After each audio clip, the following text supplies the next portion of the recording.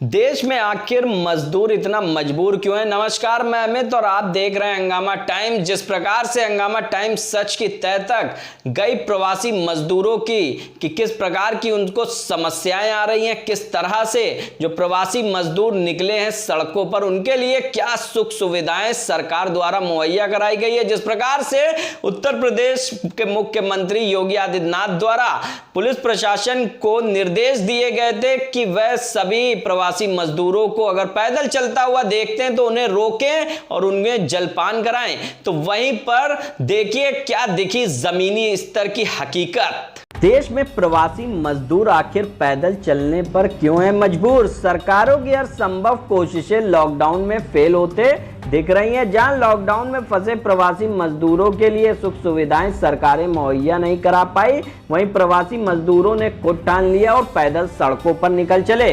कोई ट्रक पर तो कोई ट्राली पर सवार अपनी मंजिलों के लिए निकल पड़े। तो वहीं लगातार प्रवासी मजदूर मौत के भी शिकार हो गए। हंगामा टाइम्स की टीम ने भी तय किया कि सच की तह तक जाने की और प्रवासी मजदूरों से जानने की आखिरकार सरकार की सुविधाएं क्या कागजों में ही सीमित हैं या जमीनी स्तर पर भी हैं। हमारी सहयोगी रिपोर्टर एकता ने जाना व्यवस्था अधिकारी से कि अब प्रवासी मजदूरों के लिए क्या बंदोबस्त किए गए हैं।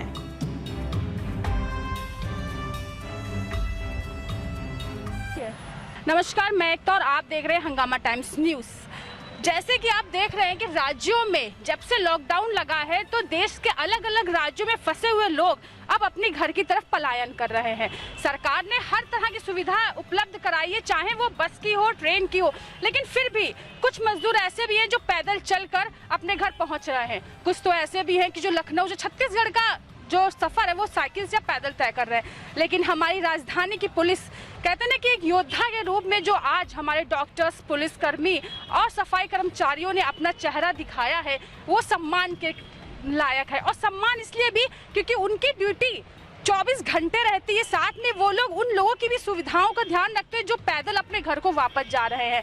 आज हम आए हैं राजधानी के पॉलिटेक्निक चौराहे पे। आप देख सकते हैं हमारे चारों तरफ व्यवस्था, अर्थव्यवस्था बिल्कुल इसी तरह चल रही है। आज जानने वाले जो काम काजू लोग हैं वही जा रहे हैं, जिनका ऐसा काम है जिनको घर से वो नहीं कर सकते, जरूरी है वही लोग निकल रहे। साथ में जो प्रवासी मजदूर आ रहे हैं उनके लिए पानी की सुविधाएं रखी गई है। आप देख सकते हैं कैमरे पे पानी की सुविधाएं रखी गई है। साथ ही में पुलिसकर्मी उनको बिस्किट भी दे रहे हैं। अगर आपको खाना, अगर आप पानी और आपके साथ बिस्किट की भी सुविधाएं रखी गई हैं। आप कैमरे में देख सकते हैं बिस्किट रखा हुआ है। साथ में जो प्रवासी मजदूर आते हैं उनको बैठाल के पानी और बिस्किट दिया जाता है। अब जैसे मैंने आपको व्यवस्था दिखाई है तो हमारे साथ इस व्यवस्था के साथ व्यवस्था अधिकारी भी हैं।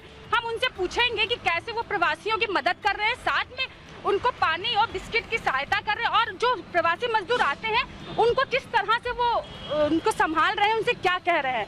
सर, आपका पहले बहुत बहुत स्वागत है हमारे चैनल हंगामा टाइम्स पे। और सबसे पहले सैल्यूट है हमारी तरफ से भी आपको, आप सभी को जो आप ये एक सराहनीय कार्य कर रहे हैं। हम बस आपसे ये जानना चाहते हैं, जो प्रवासी मजदूर पैदल ही अपने घर को निकल लिए हैं और खाने पीने की व्यवस्था नहीं है तो किस तरह से यहाँ पहुँचते, तो आप उनको। अगर इस चौराहे तक प्रवासी मजदूर आते हैं तो हमारे पास जो सुविधाएं उपलब्ध है, जैसे पानी मुहैया करा देते हैं, उनको रोकते हैं, फिर उनको जो है शेल्टर हाउस भिजवाया जाता है, शकुंतला मिश्रा पे, वहाँ पे भिजवाया जाता है बस के माध्यम से, और वहाँ से फिर सरकारी बसों से उनके गंतव्य स्थान तक पहुँचाया जाता है।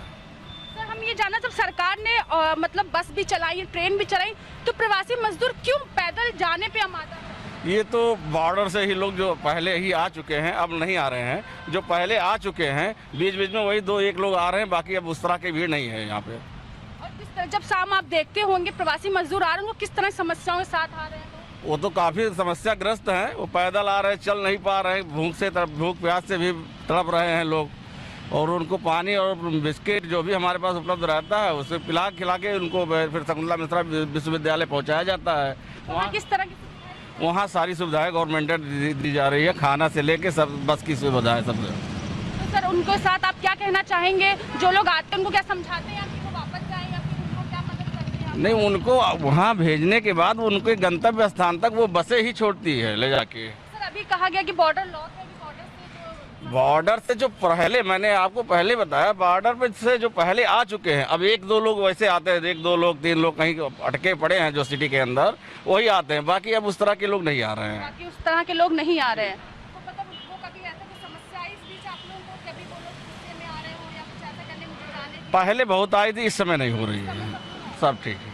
चलिए सर, अभी आपको इस समय कोई समस्या जो आम जनता निकल रही है लॉकडाउन के बाद, लॉकडाउन फोर्स स्टार्ट हो गया है? नहीं, लॉकडाउन का जो नियम है वो हम लोग पालन करवा रहे हैं तत्परता से, और सभी लोग लगभग फॉलो कर रहे हैं। मोटरसाइकिल पर 1 सवारी अलाउ है, 4 व्हीलर पर 2 सवारियां अलाउ है, उसी तरह पालन कराया जा रहा है।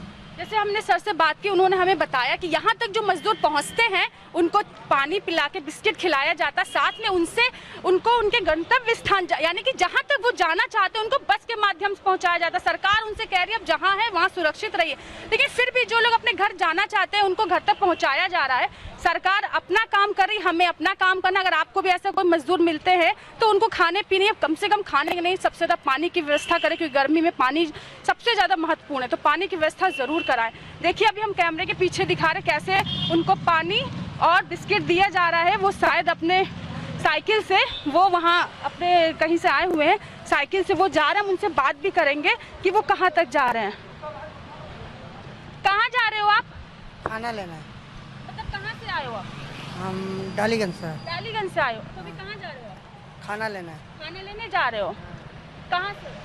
अब जहाँ मिल जाए। जहाँ से मिल जाएगा। व्यवस्था है कुछ खाने की आपको? यहाँ से इतनी दूर से आप कभी आए? हाँ, पैसे नहीं है। ऐसे नहीं, क्या करते थे आप? ऐसे काम हम करते थे। ऐसे काम हम करते थे। खाने व्यवस्था में कितने लोग हैं आपके परिवार में? हम लोग हैं 10-12 जने। 10-12 लोग हैं। अभी व्यवस्था नहीं खाने की, तो आप पैदल साइकिल से जा रहे हो, खाने की व्यवस्था नहीं? हाँ।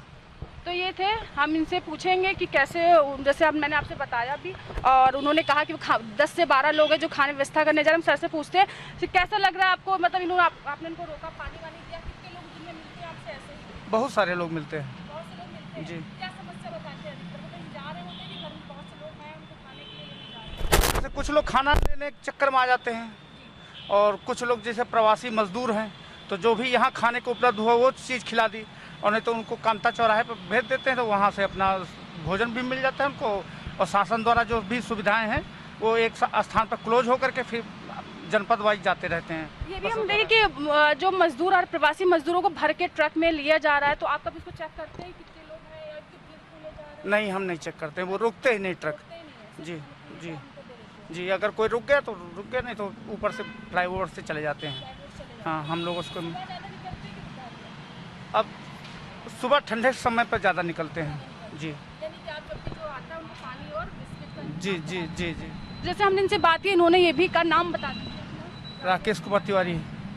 राकेश जी से बात की तो राकेश जी ने बताया कि जब भी वहाँ खड़े होते, कोई भी जरूरतमंद इंसान आता तो उनको पानी और बिस्किट ज़रूर देते हैं। प्रवासी मजदूर आते हैं तो जो रुकते हैं उनके लिए सेवाएं दी जाती, जो नहीं रुकते उनकी सेवाएं, उनके लिए रोका नहीं जाता, तो उनको कुछ कहा भी नहीं जाता। जहां वो जाना चाहते वो जा सकते हैं। सरकार ने काफ़ी सुविधाएं दी हैं, लेकिन हमारा भी कर्तव्य बैठता है कि जो लोग हमें मिले ऐसे ज़रूरत है उनकी मदद ज़रूर करें।